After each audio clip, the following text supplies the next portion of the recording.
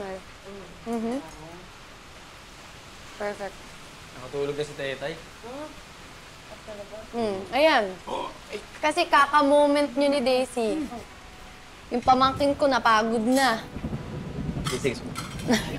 Ay, joke lang, Daisy. Bibiro lang ako. Ay! Bilis ng karma, digital. Ganun. Andali, kumukuha pa ako na eh. Ganun. Si Andrea! Ganun. Uy!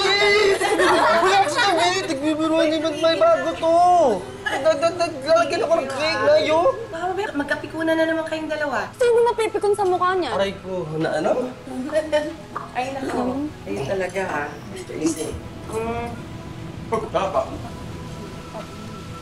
Ang kulit pala nila.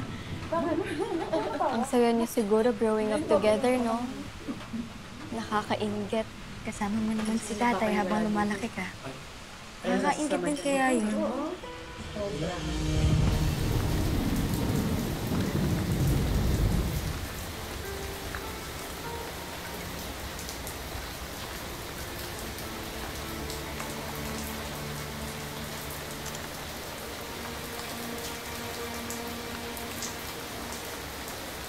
Anak, anong nangyari?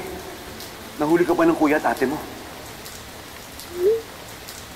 Doon ka nga!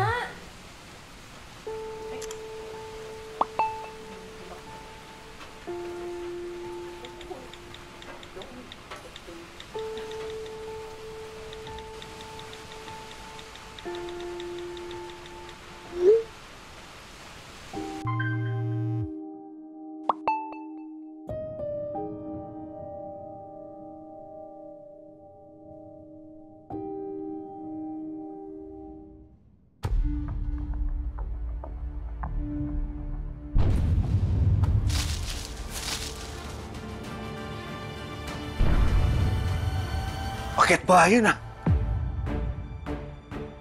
Kailangan malaman ni Felma. Felma!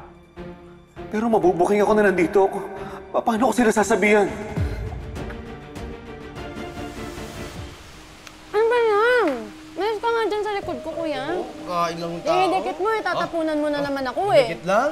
Tatapunan mo ko, nakikita kita eh. Ang OA. Nay, naman to. Yung dalawa, ha? Tama na yan.